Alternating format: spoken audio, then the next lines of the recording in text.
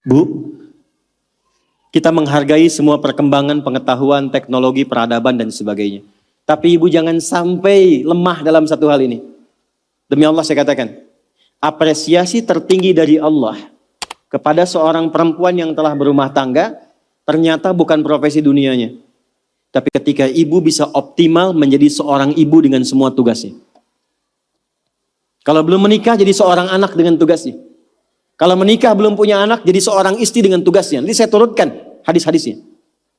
Jadi ibu itu ke surga, maaf ya, kalau nanti masuk dengan izin Allah misalnya, tingkat tertingginya itu bukan karena misalnya aktif mendampingi kegiatan di luar. Bukan karena aktif punya kegiatan banyak dengan teman-teman, bukan.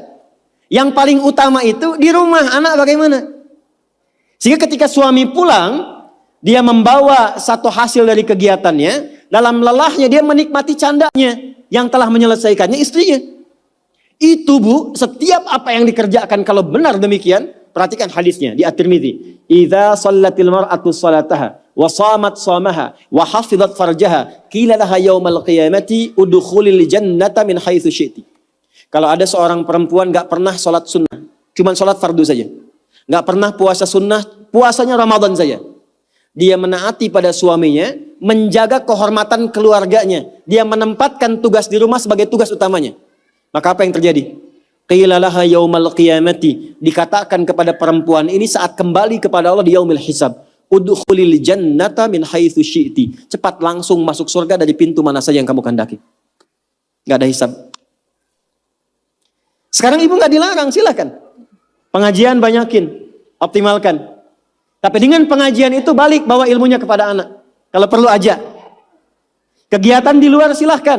Tapi jangan sampai, maaf, ibu aktif di luar, tapi anak ibu dititipkan pada orang lain.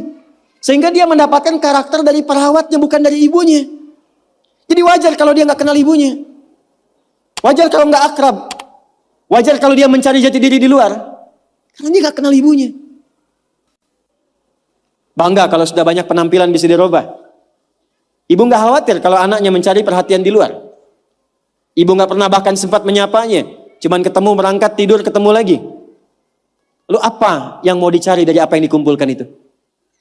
Nah, Sayyidah Khadijah itu sebelum Nabi pulang itu sudah khatam. Makanya kita belum pernah dengar kan kisah cerita Fatimah merewelkan Nabi. Pernah gak? Umi Kulthum merepotkan Nabi, nggak ada. Dan selalu silent kisahnya. Pulang ke rumah itu selalu kisah di rumah itu tenang. Nggak ada satupun bab problem rumah tangga Nabi dengan anak, nggak ada. Siapa perannya? Sayyidah Khadijah, karena beliau mengerti optimalnya harus dari beliau, sehingga ketika suami pulang nggak ada diskusi beban lagi yang bertambah untuknya.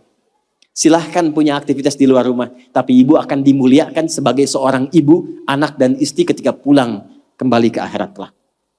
Itu satu. Dua, saya agak cepat sekali. Yang pertama prioritas keluarga bu, anak. Untuk ibu ya. Selanjutnya, harta. Mohon maaf sebesar-besarnya. Sayyidah Khadijah, walaupun mendapatkan penghasilan dari aktivitas dagangnya, tidak pernah menjadikan bagian harta beliau hanya untuk dikuasai bagi pribadinya. Dan gak pernah ada perjanjian pranikah misalnya. Ya Muhammad SAW, saya nikah punya harta segini ya. Kalau nanti ada kejadian ini jangan diambil ya, gak pernah. Apapun yang diusahakan, maka dikumpulkan menjadi satu untuk mensupport cita-cita mendapatkan yang tertinggi di hadapan Allah. Ibu apapun yang didapatkan kalau punya penghasilan, pendapatan dan sebagainya, dudukan jadi satu sebagai harta keluarga bersama. Rumuskan untuk anak-anak. Anak pertama mau kemana? Bikin tabungan, bikin persiapan. Anak kedua seperti apa? Anak ketiga bagaimana? Bicara dengan suami. Maka ini diantara ciri yang pernah diajarkan oleh Sayyidah Khadijah. Sekalipun dagangannya cukup banyak, tapi semua yang dihasilkan untuk mensupport kegiatan yang diarahkan pada tujuan yang sama. Surga. Jelas? Oke, yang terakhir.